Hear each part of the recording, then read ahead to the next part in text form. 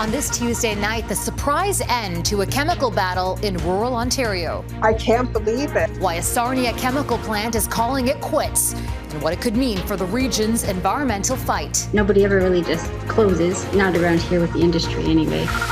The press for peace. Everyone has said yes, except for Hamas. As the U.S. pushes for a Gaza ceasefire deal, the potential signs of hope. Grisly devastation. The calls for action after the passing of the beloved Grizzly family in southeastern BC. Global National with Donna Friesen. Reporting tonight, Farah Nasser. Good evening, and thank you for joining us. There has been a major development in a story Global News has been following for years. It involves the Aamjiwnaang First Nation in Ontario and an industrial plant under fire after high levels of a cancer-causing chemical were detected nearby. In a surprise move, INEOS Styrolution says it is permanently closing. This facility is just meters from the Aamjiwnaang First Nation in southwestern Ontario. Back in April, community members reported feeling sick after high levels of benzene were recorded right across from the chemical plant. The company has been under immense pressure from both the provincial and federal governments to curb toxic emissions. Our chief investigative correspondent, Carolyn Jarvis, has our top story tonight. I'm super excited inside. I'm I can't believe it. Despite years of fighting for cleaner air in Aamjiwnaang First Nation, no one saw this coming today.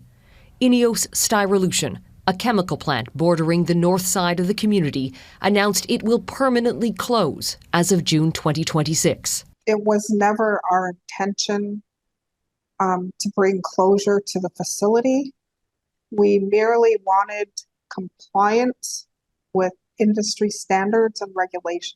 The news comes after persistent outcry from the community due to high benzene readings just outside the plant.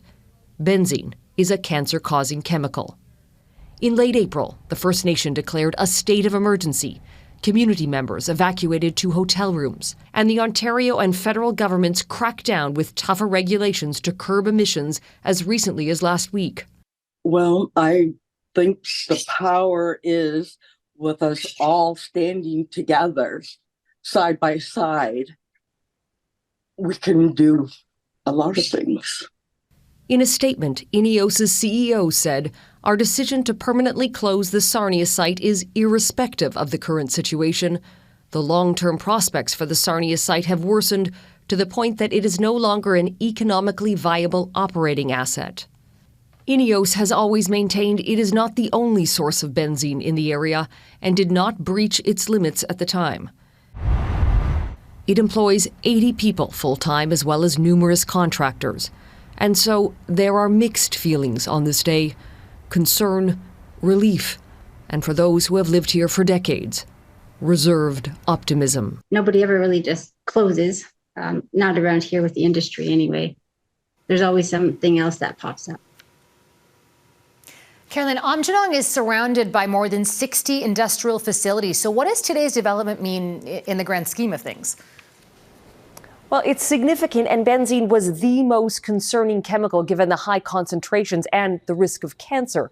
But in recent days, we've also seen elevated levels of sulfur dioxide at the air monitor on the other side of Aamjiwnaang.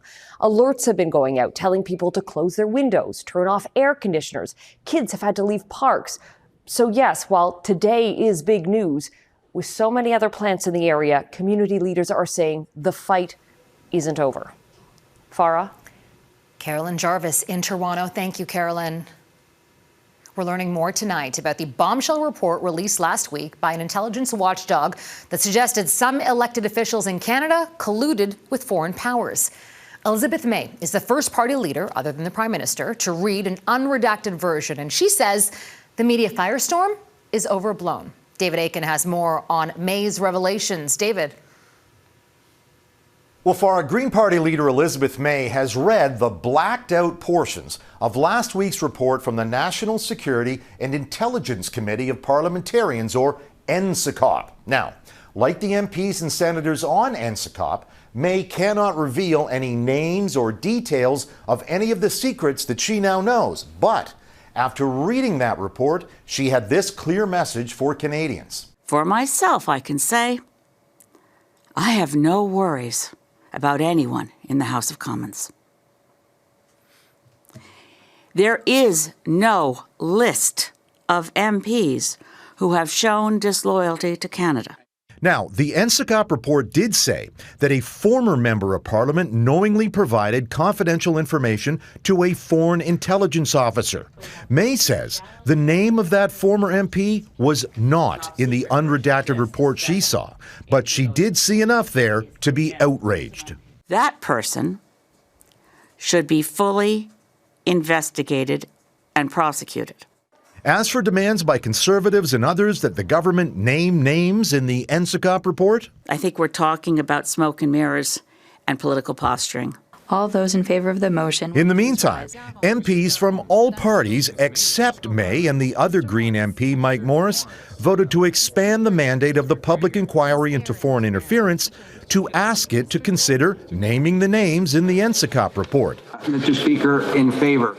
It was a vote that disappointed former CSIST analyst Stephanie Carvin. You know, for a parliament that has been so engaged on national security issues, like we've almost never seen before, is suddenly kind of shirking at its responsibility when the call is coming from inside the House. And this is a real problem for Canadian democracy.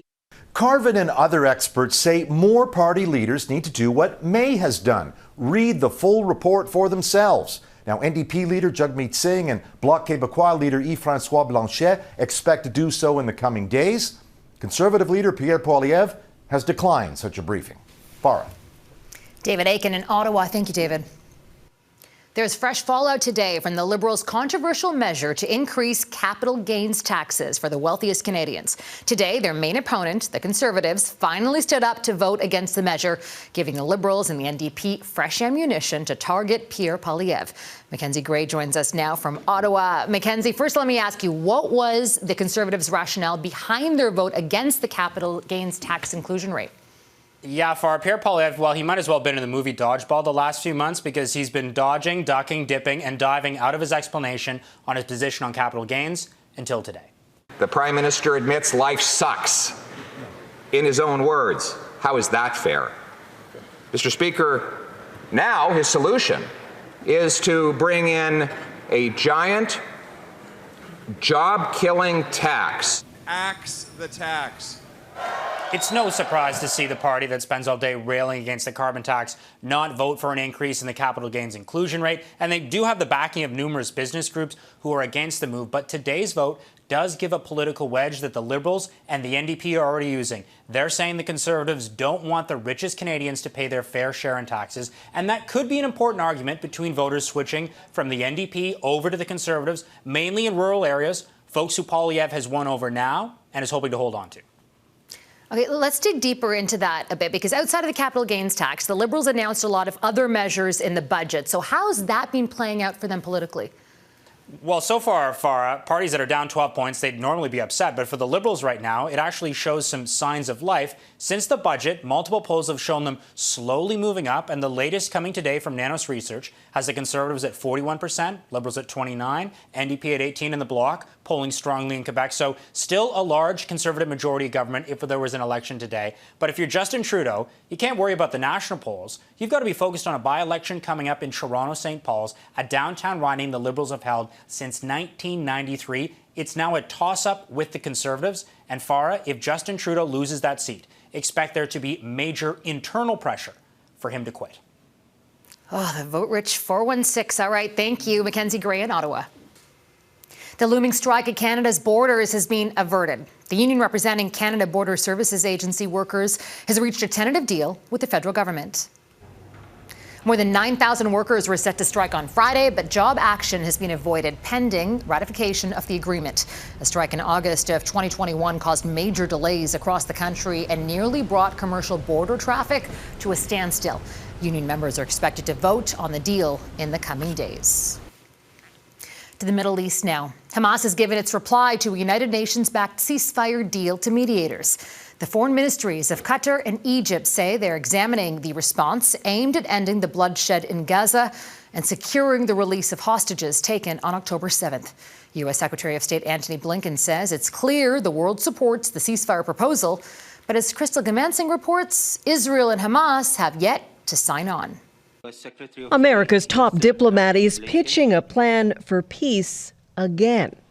Let's work together to ensure that more aid gets into Gaza and, once it's in Gaza, reaches the people who need it the most.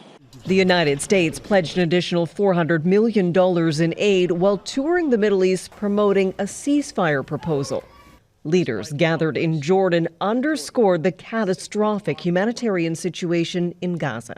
Humanitarian access cannot wait for a ceasefire and cannot be subject to the political agendas of any party. But Hamas and the Israeli government do hold the fate of all of those in Gaza. Palestinians say it, and so do the families of Israeli hostages. This is an extremist and right-wing government that does not want to cease fire and wants to exterminate the Palestinian people. I think that the leaders have to put politics aside and egos aside and do the right thing by these people and by all the people who are suffering in the region. They're working every minute to bring everyone home. It's believed 120 hostages remain in Gaza, although it's not clear how many are still alive. The families say their return must be the focus. The proposal that President Biden put forward is the best way to do that. Everyone has said yes, except for Hamas. Hamas responded late Tuesday, noting its readiness to positively reach a deal, saying its priority is the Palestinian people and the withdrawal of occupation forces from all of Gaza. Israel has previously stated it will keep fighting until Hamas is no longer a threat and hostages are returned. The last time there was a negotiated pause in fighting was in November. The agreement held for 7 days. Crystal Gamansing, Global News, London. The UN Human Rights Office is citing possible war crimes by Israeli forces and Palestinian armed groups in connection with a deadly raid by Israeli forces that freed 4 hostages. The manner in which the raid was conducted in such a densely populated area seriously calls into question whether the principles of distinction, proportionality and precaution, as set out under the laws of war, were respected by the Israeli forces. The raid took place in a residential neighborhood in central Gaza. The Hamas-run health ministry says at least 274 Palestinians were killed, many women and children. The UN says it's deeply distressed the hostages are being held in densely populated areas. Hunter Biden, son of American President Joe Biden, was found guilty today on felony gun charges. It's the first time the child of a sitting U.S. president has been convicted of a crime. After just 3 hours of deliberations, the jury found Hunter made false statements about his illegal drug use when he purchased a gun in October of 2018. His defense argued Hunter thought he was in recovery and no longer a drug user when he bought the gun. The 54-year-old faces up to 25 years in jail as a first-time offender. Experts say he is unlikely to get anywhere near the maximum. Calls for action after the tragic death of a rare white grizzly and her cubs. Coming up, what conservationists say needs to be done in order to keep the animals safe.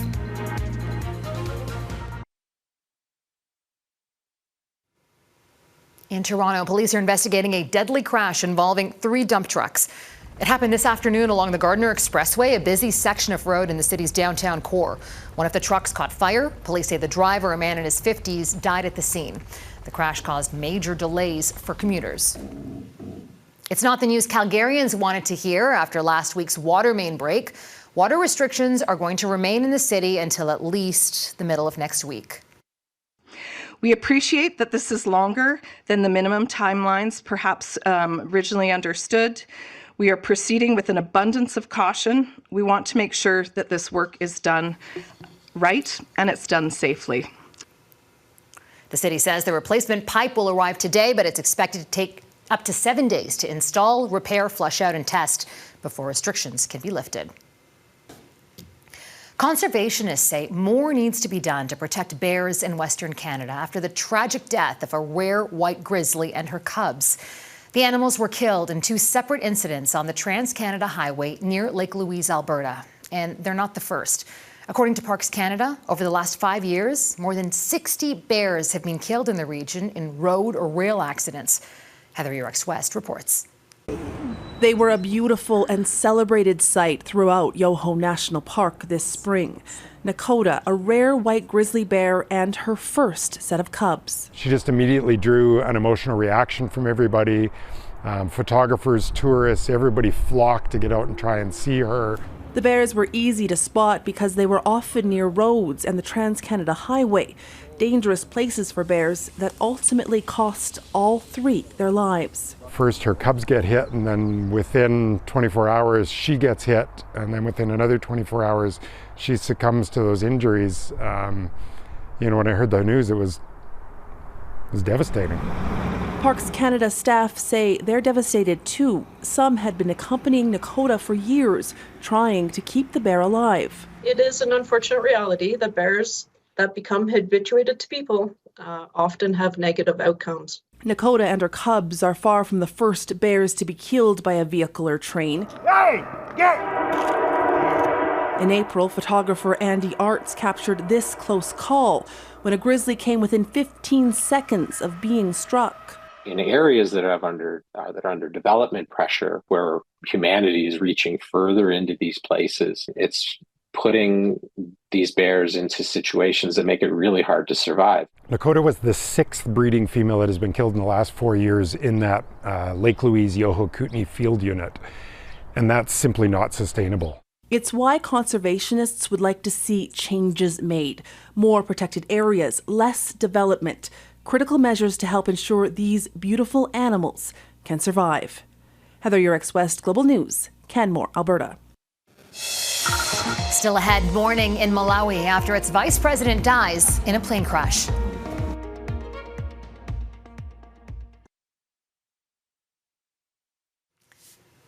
A desperate journey to a better life has ended in tragedy for another group of migrants.